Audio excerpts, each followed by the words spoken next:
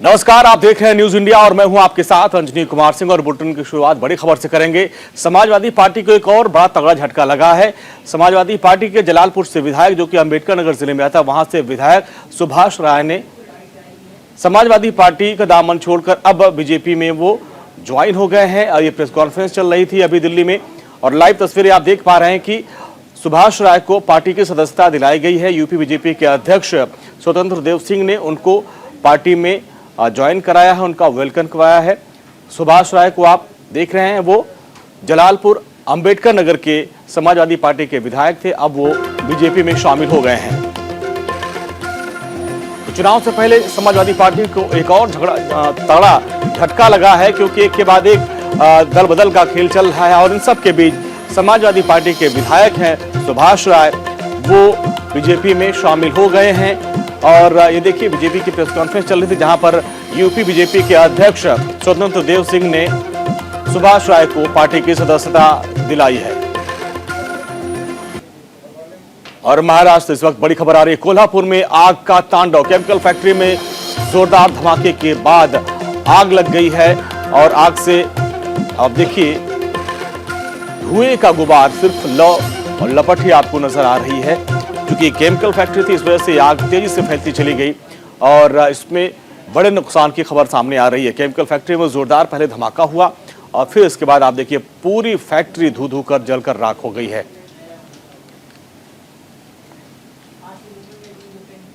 और इस वक्त एक बड़ी खबर आ रही है। यूपी सरकार में मंत्री स्वाति सिंह का एक कथित ऑडियो वायरल हो रहा है, जिसमें वो अपने पति के ऊपर ही गंभीर आरोप लगा रहे हैं कि उनके पति उनको मारते पीटते हैं। हालांकि न्यूज इंडिया इस ऑडियो की पुष्टि नहीं करता है और दयाशंकर सिंह पर उन्होंने गंभीर आरोप लगाए थे और ये ऑडियो वायरल हो रहा है। हालांकि इस ऑडियो की पुष्टि न्यूज इंडिया नहीं करता है, लेकिन ये ऑडियो तेजी से वायरल हो रहा है। स्वाति सिंह ने अपने पति पर इसमें कई गंभीर आरोप लगाए थे। दयाशंकर सिंह पर मारपीट और प्रताड़ित करने का आरोप लगाया था और ये वीडियो अब वायरल हो रहा है। हालांकि हम कह रहे हैं कि न्यूज इंडिया इस वीडियो और ऑडियो की पुष्टि नहीं करता है, लेकिन सोशल मीडिया पर यह वीडियो अब वायरल हो रहा है। यूपी में योगी सरकार में मंत्री हैं स्वाति सिंह, उनका ये कथित ऑडियो वायरल हुआ है, जिसमें स्वाति सिंह ने अपने पति पर कई गंभीर आरोप लगाए थे और दयाशंकर सिंह बीजेपी के बड़े नेता हैं, उनके ऊपर मारपीट और प्रताड़ित करने का आरोप इस वीडियो ऑडियो में लगाया गया है। हालांकि न्यूज इंडिया इस खबर की पुष्टि नहीं करता और इस ऑडियो की पुष्टि नहीं करता है, लेकिन ये ऑडियो वायरल हुआ है।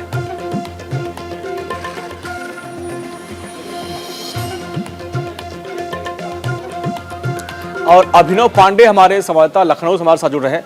अभिनव, एक ऑडियो वीडियो क्लिप जो है वायरल हो रही, जिसमें ये है कि स्वाति सिंह अपने पति पर कई गंभीर आरोप लगा रही थी। हालांकि उसकी पुष्टि हम नहीं करते, लेकिन इसकी सच्चाई क्या है जो बहुत तेजी से वायरल हो रहा है?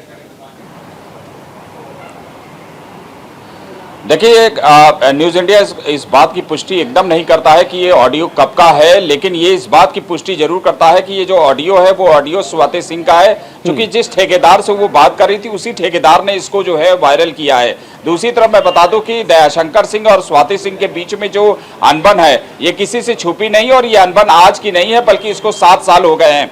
घर में पारिवारिक कलह के अलावा राजनीतिक जो है महत्वाकांक्षाएं दोनों लोगों की है। हालांकि दयाशंकर सिंह पुराने एबीवीपी के कार्यकर्ता रहे हैं, पिछले 27 सालों से वो भारतीय जनता पार्टी से जुड़े हैं और एबीवीपी से जुड़े हुए हैं। और स्वाति सिंह तब से जुड़ी हैं जब उनकी बेटी पर और उन पर एक विवादित बयान हुआ था, जो कि दयाशंकर सिंह बहुनाथ भंजन में उन्होंने मायावती पर टिप्पणी करी थी और उसके बाद बहुजन समाज पार्टी के लोगों ने अभद्र टिप्पणी करी थी, जिसमें कि नसीमुद्दीन सिद्दीकी भी शामिल थे। इस पूरे प्रकरण के आने के बाद जिस तरह से स्वाति सिंह हाईलाइट हुई और उसके बाद भारतीय जनता पार्टी ने उन्हें टिकट दिया और मंत्री बनाया, लेकिन स्वाति सिंह पर भी आरोप इस बात के भी बहुत गंभीर है कि स्वाति सिंह भ्रष्टाचार में इस सरकार में मंत्री पद रहते हुए तमाम मलाईदार जो है ठेके पट्टे उन्होंने जो है बांटे, अपने लोगों को बांटे, लेकिन दयाशंकर सिंह के साथ उनका जो विवाद है वो लगातार बदस्तूर जारी है।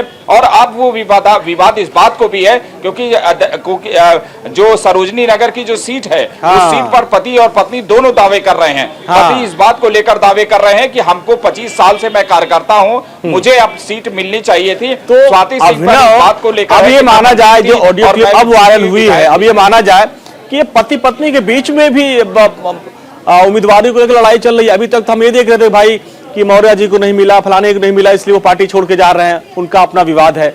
अब परिवार में ही पति पत्नी में अगर टिकट को लेकर लड़ाई होती है तो भाई हास्यास्पद है और विपक्ष को बड़ा हमला करने का मौका मिलेगा, क्योंकि स्वाति सिंह को एक पोस्टर गर्ल के तौर पर इस्तेमाल किया था बीजेपी ने और उसका लाभ भी मिला था।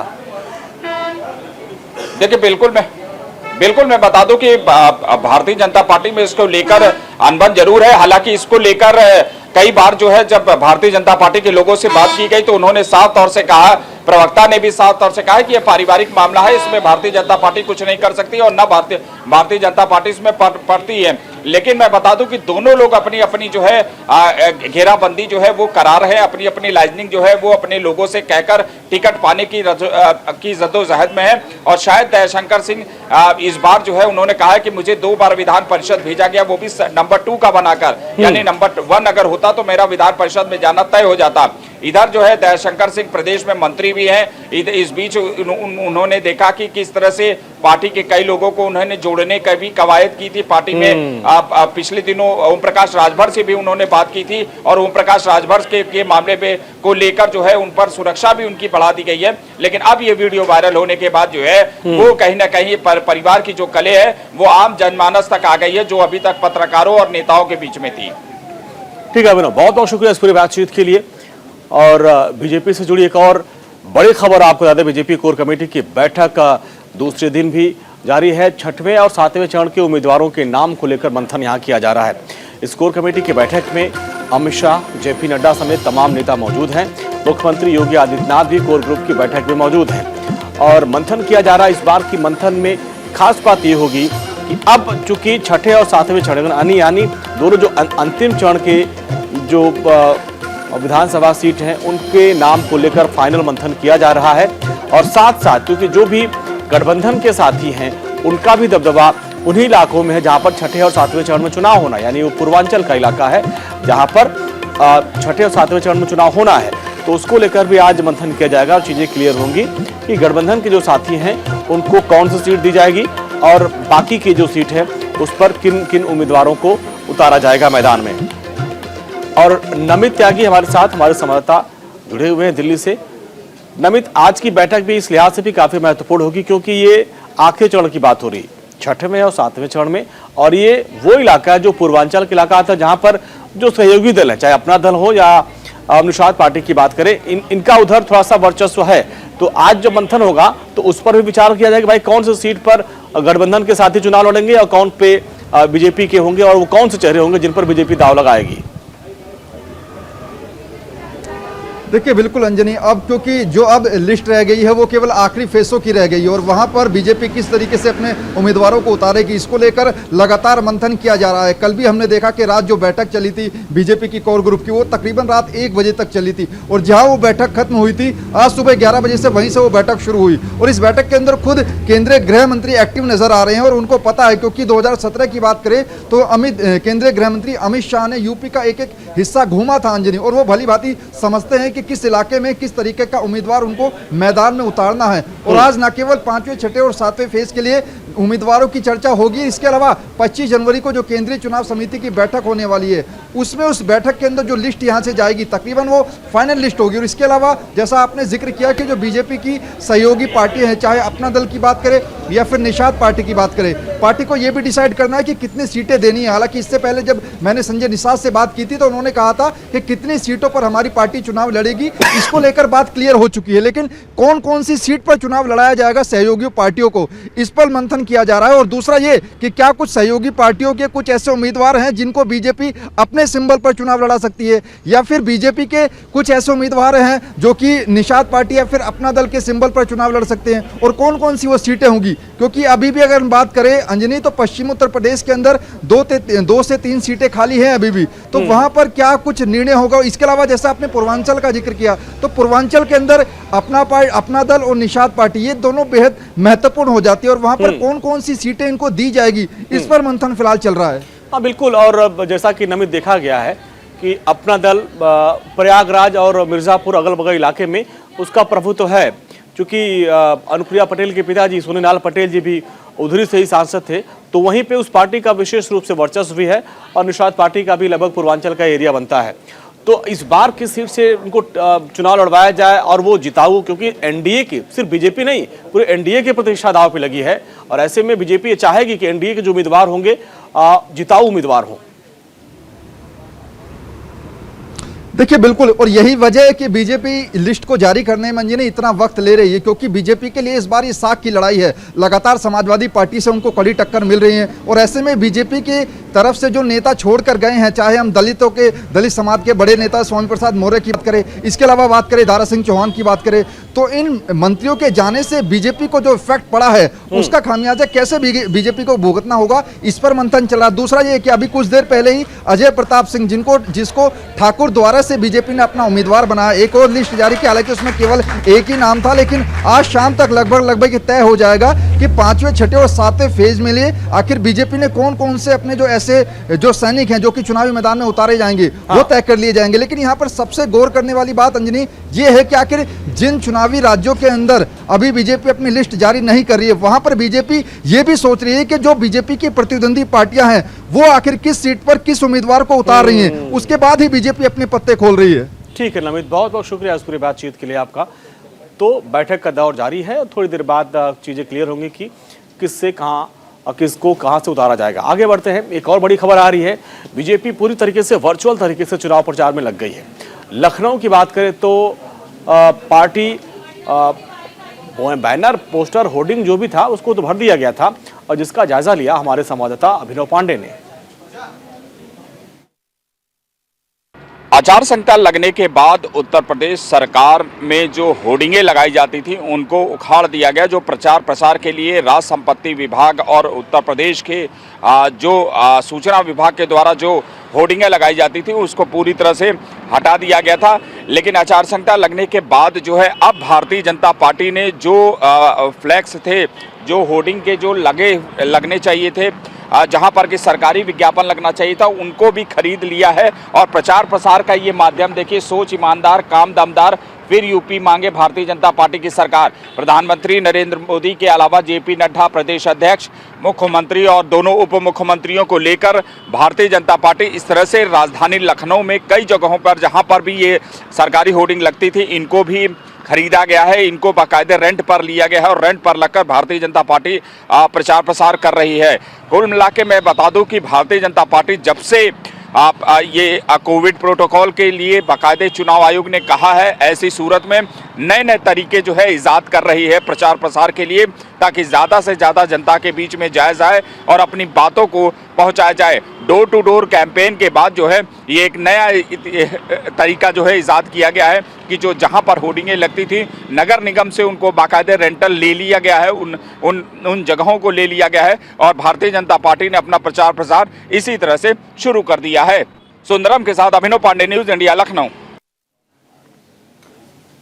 तो अच्छा, बदलाव ये किया गया कि अब नगर निगम से रेंट पे इसको ले लिया गया है होर्डिंग को, और वहां पर अपना प्रचार किया जा रहा है। एक नई तकनीक है।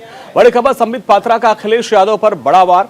जिन्ना से जो करे प्यार वो पाक से कैसे करे इनकार, बड़ा हमला बोला है। अखिलेश यादव पाकिस्तान को दुश्मन नहीं मानते हैं। उन्होंने कहा कि 2017 से पहले यूपी की छवि अलग थी, आज यूपी में विकास हो रहा है।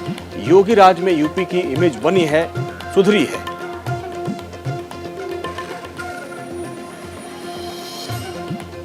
अखिलेश जी ने चिट्ठी लिखा है इलेक्शन कमीशन को। वो चाहते हैं कि हमारे जो मीडिया के बंधु बैठे वो ओपिनियन पोल ना दिखाए, ओपिनियन पोल ना करे। स्वाभाविक है, आज ओपिनियन पोल पे बरसे हैं। मैं आज लिख के दे रहा हूं, 10 मार्च को ईवीएम पे बरसे। आज ओपिनियन पोल खराब नजर आ रहे हैं, 10 मार्च को शाम तक बोलना शुरू कर देंगे ईवीएम खराब थे तभी हम हार गए। ना इनको जनता की ओपिनियन से मतलब है, ना इनको संस्थाओं के ईवीएम और कोर्ट से मतलब है, इनको केवल और केवल गुंडई से मतलब है और किसी विषय से मतलब नहीं। भारतीय जनता पार्टी अखिलेश यादव जी से एक चैलेंज करती है, एक चुनौती करती है, और वो चैलेंज है, अखिलेश जी, यदि आप में हिम्मत है, नैतिकता है, मोरालिटी है, क्रेडिबिलिटी है, तो आप अपने उम्मीदवारों की सूची को जारी करें। कौन कहां से लड़ रहा है, इस सूची को जारी करें। शुक्र है कसाब को फांसी हो चुका है, वरना जिन्ना को तो उतारे ही थे। शारीरिक रूप से कसाब को भी स्टार प्रचारक के रूप में उत्तर प्रदेश में उतारने से झिझकते नहीं अखिलेश यादव। ये वही अखिलेश जी जिन्होंने आतंकवादियों के लिए कोर्ट तक में गुहार लगाया था, उनको छुड़वाने की सारी प्रक्रिया पूरी की थी। ये तो शुक्र है कोर्ट का उत्तर प्रदेश में कि न्याय प्रक्रिया ने उस पर रोक लगाई, और आज समझ में आता है कि आखिरकार पाकिस्तान को अपना असली दुश्मन अखिलेश यादव क्यों नहीं।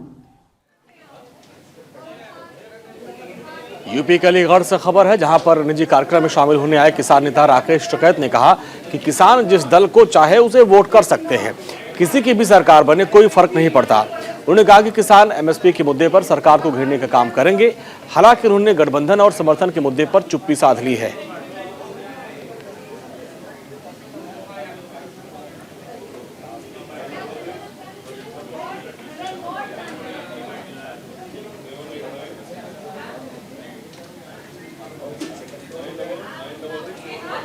पंजाब चुनाव में बस कुछ ही दिन का समय बचा है।